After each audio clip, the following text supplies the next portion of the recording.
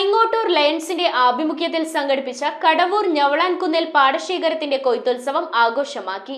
കൊയ്ത്തുപാട്ടിന്റെ അകമ്പടിയോടെ ആഘോഷമാക്കിയ കൊയ്ത്തുത്സവത്തിന്റെ ഉദ്ഘാടനം district cabinet treasurer Siby Francis, district project secretary Shins എന്നിവർ ചേർന്ന് നിർവഹിച്ചു.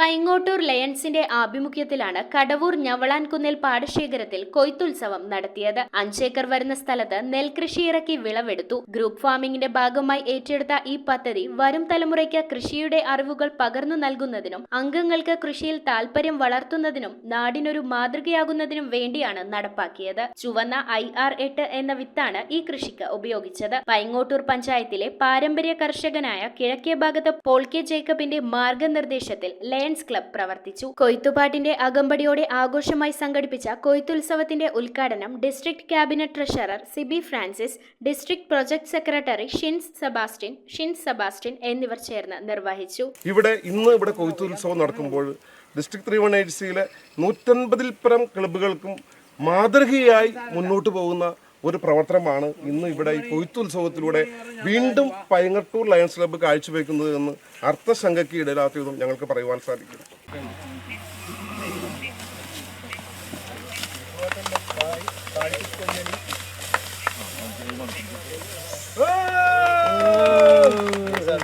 ലയൺസ് ഡിസ്ട്രിക്ട് 318C ഗ്രൂപ്പ് ഫാമിംഗിന്റെ ഭാഗമായാണ് നെൽകൃഷി നടത്തിയതെന്നും വരും വർഷങ്ങളിലും പദ്ധതി തുടരുമെന്നും lions club president Jaison Joy പറഞ്ഞു. പൈങ്ങോട്ടൂരിന്റെ നേതൃത്വത്തിൽ നടത്തുന്ന ഗ്രൂപ്പ് ഫാമിംഗിന്റെ വിളവെടുപ്പ് മഹോത്സവം ഒരു കൃഷിയുടെ ഒരു മഹത്തായ പാരമ്പര്യം നമ്മൾ ഉൾക്കൊണ്ടുകൊണ്ട് നമ്മൾ മുമ്പോട്ട് പോകാനുള്ള ഒരു ശ്രമത്തിന്റെ ഭാഗമായിട്ടാണ് ലയൺസ് ക്ലബ് പൈങ്ങോട്ടൂർ ഈ ഇനീഷ്യേറ്റീവ് ഏറ്റെടുത്തത്.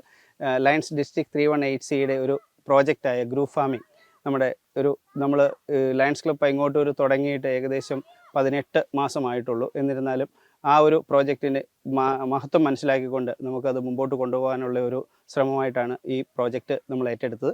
അപ്പോൾ വളരെ ഭംഗിയായിട്ട് ഈ ഒരു പാടശേഖരം നമുക്ക് കൃഷി ചെയ്യാനായിട്ട് സാധിച്ചു. News bureau, Kothamangalam. Deepavali bonus വല്ലതും കിട്ടിയോ?